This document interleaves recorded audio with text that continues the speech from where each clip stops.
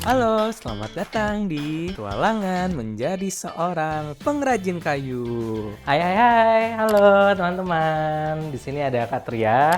Nah, sekarang Kak Tria itu lagi ada di Desain Interior ITB. Nah, teman-teman bisa dilihat sini, banyak beragam kursi ya kan, mulai dari bentuk seperti ini sampai seperti ini. Gimana sih proses pembuatan kursi itu? Penasaran nggak? Kalau penasaran, yuk let's go kita lihat.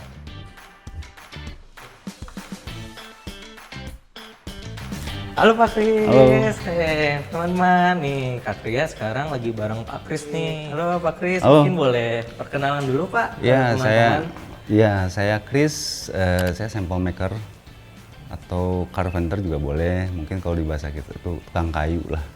Cuman kalau sampel maker lebih ke bikin prototype.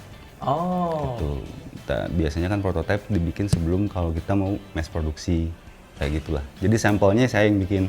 oh berarti kursi-kursi itu dibikin contoh dulu Pak ya sebelum dibikin Betul. versi masalnya. Oh, Pak, boleh nggak kami diajak keliling studio ini Pak biar tahu cara proses bikin mebel itu gimana ya? Ya, silahkan, mangga. Ayo, yuk kita. Nah, Pak Kris, sekarang boleh dijelaskan nggak Pak proses pembuatan mebelnya atau furniture-nya tuh gimana sih Pak? Mungkin tahapan dasarnya. Oke, tahapan saya akan bikin ini aja yang simple ya, basic aja. Jadi mulai dari pemotongan Pemotongan, bahan, terus penyerutan, terus pembelahan, sama pembentukan. Mungkin sampai situ dulu deh. Oh, nah Pak, tapi sebelum kita mulai nih, saya mau nanya dulu ke teman-teman. Ingat nggak tadi yang disebut sama Pak Kris? Ayo. Kalau ingat dapat sepeda. Woi, kalau ingat dapat sepeda. Waduh. Ayo Pak. Jadi prosesnya itu pertama ada pemotongan, kemudian ada penyerutan, kemudian ada pembelahan, yang terakhir ada pembentukan. Betul ya Pak Kris ya? betul. Nah itu 4 prosesnya teman-teman. Ya. Mulai aja ya Siap. ke proses yang pertama tadi. Siap. Ya, let's go.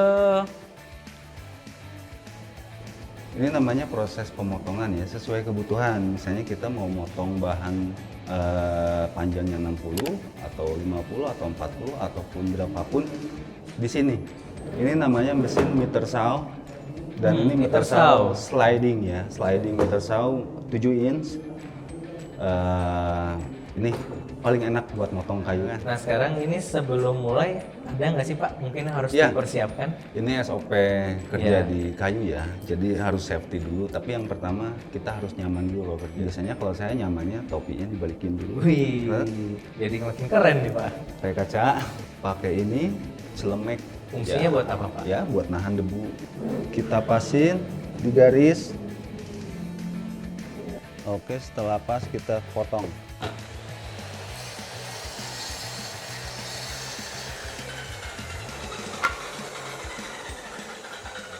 Nah sekarang kita lanjut ke tahap selanjutnya, penyarutan. Mungkin boleh dijelasin Pak, gimana ini? Penyarutan itu meratakan permukaan kayu ya. Jadi dia emang prosesnya harus diratakan dulu.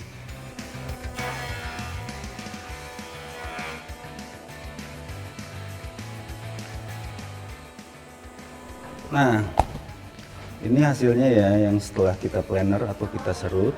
Permukaan yang setelah kita serut itu terlihat seratnya muncul semua. Ini juga, ini yang setelah diserut. Nah, dibedakan ini yang belum diserut. Ini belum, ini belum. Nah sekarang kita ke tahap selanjutnya Pak ya. Siap. Pembelahan ini ya kita tinggal belah aja ya. Cuman saya kenalkan dulu, ini nama mesinnya circular saw. Circular saw. Ya, dan ini ada benchnya ya, jadi dia duduk ya mesinnya. Ini kita buka, nah ini kita bisa atur ketebalan di sini. Oh, Yang kita belah, misalnya keperluannya 2,5 cm kita bisa atur di sini, naik turun. Pastikan semua aman, tidak ada yang goyang, karena ini bahaya banget kalau kurang hati-hati. harus penuh dengan hati-hati teman-teman. Tidak boleh sembarangan ya.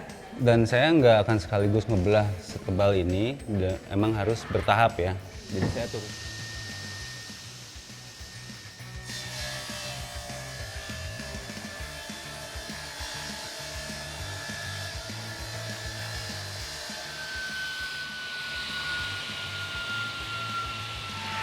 Ini yang paling bahaya.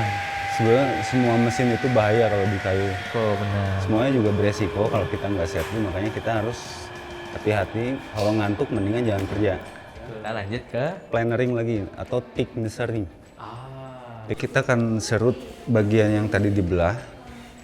Terus kita akan serut sesuai kebutuhan kita. Misalnya kita perlu ketebalan 2,4 cm ya. Ini saya tadi belah 2,6, jadi masih ada sisa 2 mili. Nah, kita masukin ke mesin.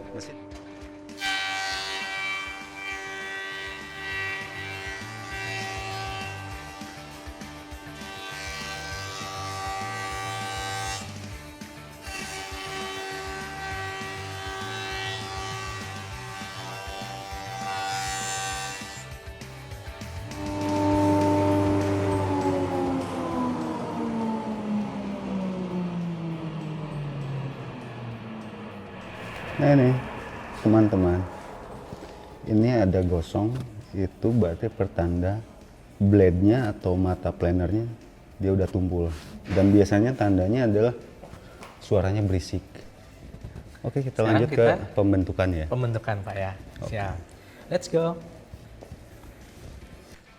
Jadi nanti saya akan bikin pola bentuknya seperti ini.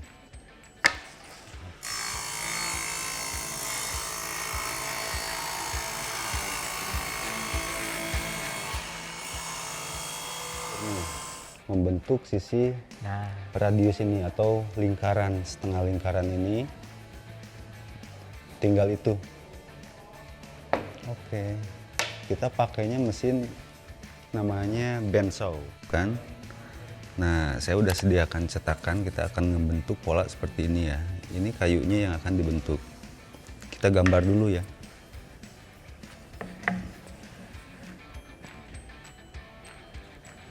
Kita gambar, kita coba nyalakan dulu lampunya. Atur ketinggiannya juga bisa. Kita turunkan sedikit, kita kunci lagi.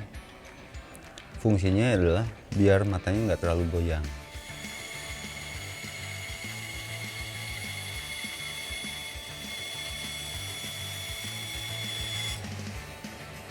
Oke, teman-teman bisa lihat di sini ada sisa garis.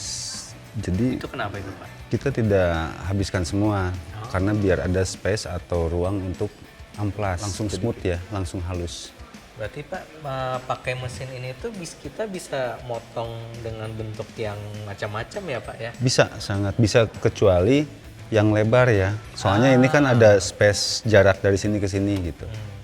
Jadi kalau kita mau bentuk liur kayak ular itu bisa di sini. Proses pengamplasan itu kenapa tadi saya ngebandsaw, namanya tadi ngebentuk, saya sisain garis.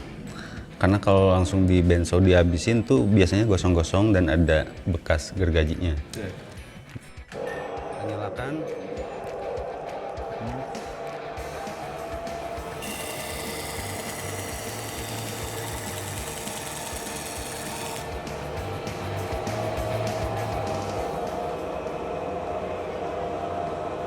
Pas sesuai cetakan. Jadi cukup dengan mesin itu kita udah bisa bikin kursi, meja atau lemari dan lain-lain. Nah teman-teman, gitu tadi proses basicnya apa ya, proses dasar pembuatan untuk persiapan pembuatan mebel teman-teman atau furniture. Pak Kris dulu pernah cerita ke Katria, istilahnya apa Pak? Mengkayukan kayu? Ya, memanusiakan manusia, mengkayukan. Manusia. Kayu itu dijadikan sesuai dengan karakternya aja, kayu gitu. Jangan dibikin jadi kayak besi gitu kan. Atau dibikin jadi kayak apa, rotan. Menurut saya kayu ya kayu gitu. Makanya nama workshop saya itu kayu ning. Sebenarnya ningnya itu kan imbuhan Inggris gitu. Oh iya. Kata kerja gitu kan. Jadi mengkayukan kayu ning gitu kan. Saran untuk teman-teman yang nanti bercita-cita mau jadi profesi yang sama dengan Bapak, kira-kira Bapak mau menyampaikan pesan apa? Iya. Nah, sebetulnya kalau basic jadi carpenter atau tukang kayu atau pengrajin kayu kalau basicnya cuman pulus atau duit, nggak akan responsible-nya kurang menurut saya. Tapi uang bukan segalanya ya. Bukan, ya uang itu memang buat kita berjalan ya, buat kita hidup gitu. Cuman bukan itu segala-galanya gitu. Jadi yang penting belajar dulu untuk menyukai mencintai sesuatu, jangan bukan sekedar di kayu gitu, di semua bidang gitu. Harapannya semoga ini menginspirasi teman-teman ya buat kedepannya. Kita sampai di sini aja dulu Pak untuk yang di sesi studio ini. Nanti kita akan bertemu kembali. Sampai jumpa. Yeay, kita sudah berpetualangan nih mengetahui alur pembuatan kursi-kursi ini loh. Seru banget ya. Tapi Katri harus izin pamit dulu. Sampai jumpa di petualangan berikutnya teman-teman.